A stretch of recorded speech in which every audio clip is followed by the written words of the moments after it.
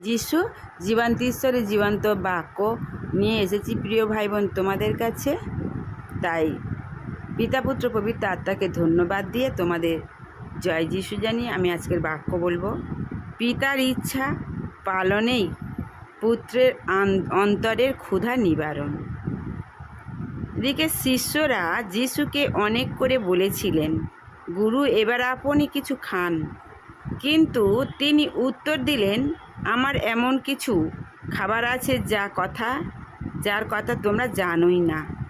শিষ্যেরা তাই বলাবলি করতে লাগলেন, কেউ কি ওকে খাবার এনে দিল নাকি? যিশু তাদের বললেন, যিনি আমাকে পাঠিয়েছেন তার ইচ্ছা মেনে চলা এবং তার দেয়ার কাজ সম্পন্ন করা, সেই তো আমার খাবার। তোমরা কি এই কথা বলো না যে আর 4 মাস বাকি, তারপর ফসল হবে?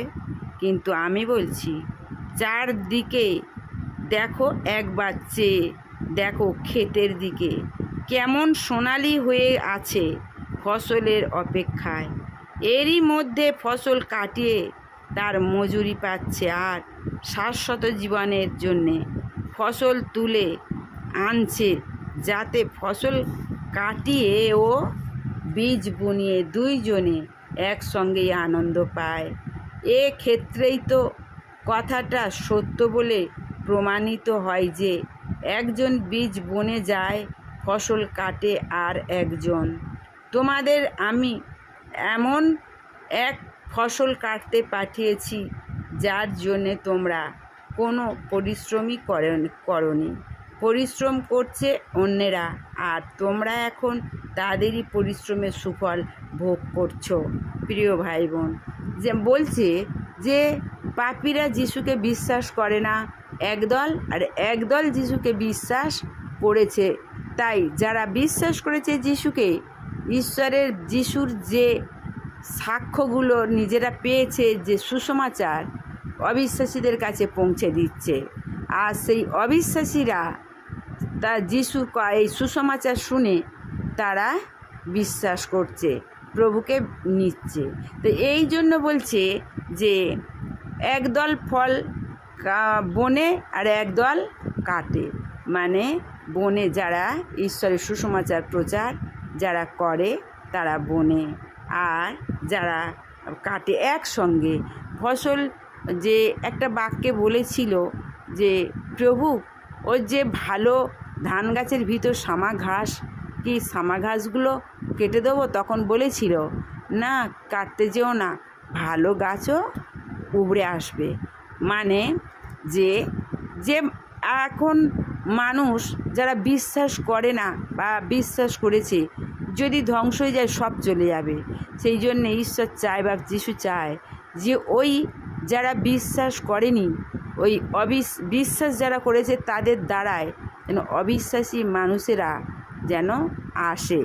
সেই জন্যে সুযোগ দিয়েছে যে উপযুক্ত ধান যখন পেকে যাবে তখন কি করবে, ওই ধানগুলো গোলায় তুলবে আর আগড়াগুলো ঝেড়ে ফেলে দেবে।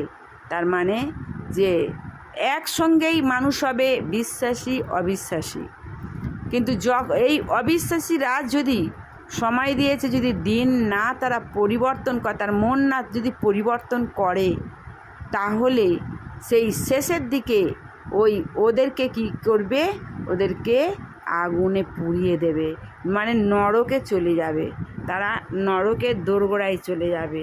তাই প্রিয় ভাই বোন, যে জগতের ত্রাণকর্তা যিশু, তাই দেখো এই যে সমরীয়র কথা আজকের বলবো, এই সমরীয় দেখো যে সামরীয়দের বিশ্বাস, যে মেয়েটি সকলকে এই কথা জানিয়েছিল যে জীবনে আমি যা কিছু করেছি তিনি তা মানে সবই আমাকে বলে দিয়েছে।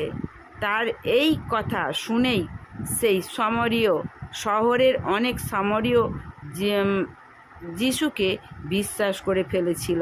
তাই তার কাছে এসে তারা তাকে অনুরোধ করতে জানাতে লাগলো তিনি যেন তাদের কাছেই থেকে যায়। যিশু সেখানে তাই 2 দিন রয়ে গেলেন।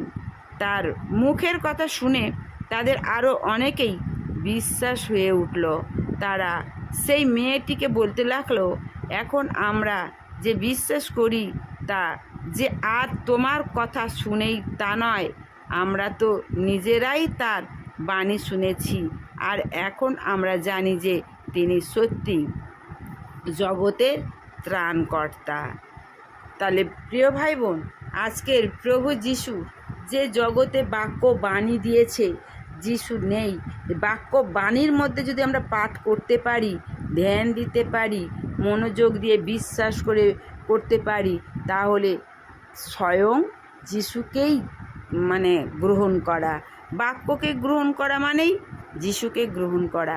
বাক্যকে বিশ্বাস করো, ভরসা করো, বাক্যকে ভালোবাসো প্রিয় ভাই বোন, তাহলে তোমরা যিশুকে লাভ করবে। শুধু যিশুকে লাভ করলে কি পাবে?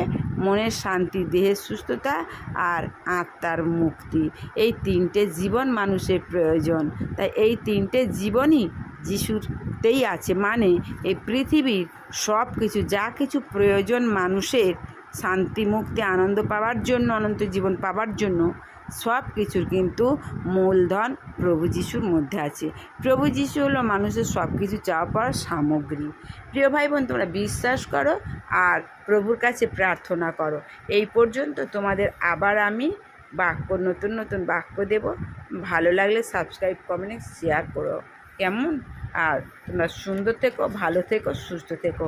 তাই পিতা, পুত্র, পবিত্র আত্মাকে ধন্যবাদ দিয়ে আর তোমাদেরকে জয় যিশু দিই, যে প্রভু যিশু তোমাদের আশীর্বাদ করুক, মঙ্গল করুক, সকল পাপ ক্ষমা করুক, আর তোমাদের জীবনটা সুন্দর হোক। যিশুর নামে আমেন।